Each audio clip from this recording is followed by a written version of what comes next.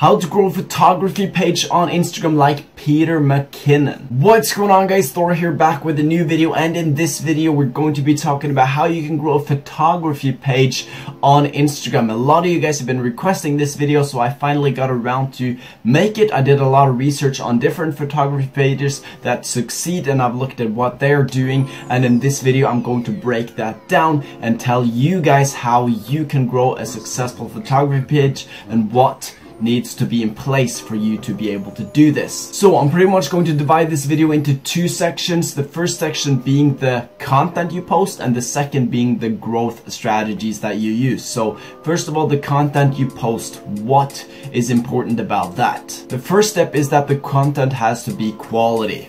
It has to be quality content, not some garbage kind of off the hook shot. You need to really put time and effort into creating quality content if you want to succeed growing a photography page. The second step is that the pictures need to be fitted into the squared frame that Instagram has. You cannot be taking landscape photos and posting that on Instagram. That is not going to work if you want to grow your page like this. So you have to make sure that you're posting images that are suited for the squared frame. Ideally, you want the pictures to be 4:5. 4:5 is the highest image format you can have on Instagram images, and this is going to allow the image to take up more of the screen of your followers when they scroll through, and that is going to increase in their engagement rate. Your images that are 4:5 compared to images that are 4:4 usually get more engagement. So try to create images that are in the 4:5 format. That is the best format you can use on a typical page like this. Third step is posting frequency. Ideally, you should be posting between 2 to 3 times a day, minimum once a day, because you want to be able to provide content to your audience. And now the content, when it comes to the growth strategy, the content, the amount you post is not really that important, because we're not going to be using typical ways to grow a page like this, but just keeping that in mind, the more often you post, the better it is. The fourth step is to niche down your content really well. You gotta really niche it down and really take content in just one specific niche. For example, if you have a photography page, you might specify what you're taking photography of. For example, is it just nature? Is it just, for example, airplanes? Is it just cars? Really specify this, because this is going to be really important for your audience to understand what your page is about, and then they know what they can expect. And people on Instagram typically like pages that are more specific than pages that aren't specific, because they know what they can get. So just understand this and make sure you implement this. The fifth step is to personalize your content. What is different with your content? It kind of goes into niching down. You got to really create one niche, but also figure out what kind of style you have that is different than others. Don't necessarily copy other photographers, but try to create your own kind of cool style, which is really what's going to allow you to become different and grow that way. The sixth step is editing the images. You have to have some level of editing skills. Ideally, you should be using Photoshop or Lightroom to really make the images spark, increase the quality of the images, increase the lighting, whatever, tricking a little bit with that to improve the quality of the image. That is super important. So make sure you go ahead and buy either Photoshop or Lightroom, or both if you don't have them, because having softwares like these are going to allow you to take your content game to that next level just by having a simple editing program.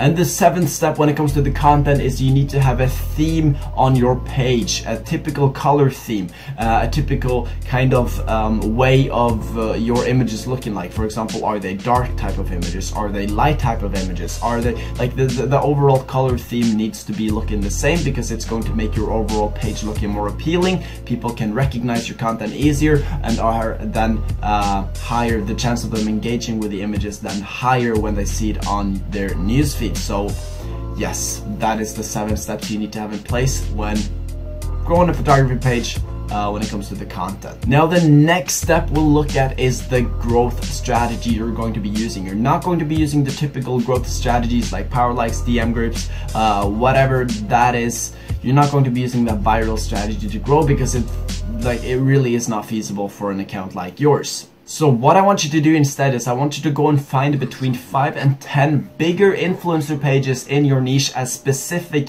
as possible towards you. Really know that you have to really know that the audience this page has is the same type of audience you want and the same type of audience that engages with your images. So make sure that the audience are the same, and find about 5 to 10 big influencer pages that you want to steal their followers from. Because what you're going to be doing is you're going to be running ads. You're going to be running ads targeting these followers. Keep in mind though that you're not running influencer ads. You're going to be running ads in Facebook Ad Manager, and the reason because of this is that if you're going to do influencer ads, for example, you might have to pay $200 up front for only one promotion. And if you're running on a small budget and if you're just starting out, this is not really ideal. You want to be able to spend little by little money first to test your ads and also the audience that you're targeting before you start spending big bucks. Because in Facebook Ad Manager, you can start by spending as much as $2 or $1 a day,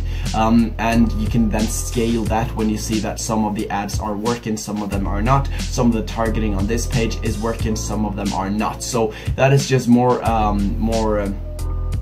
what do I say?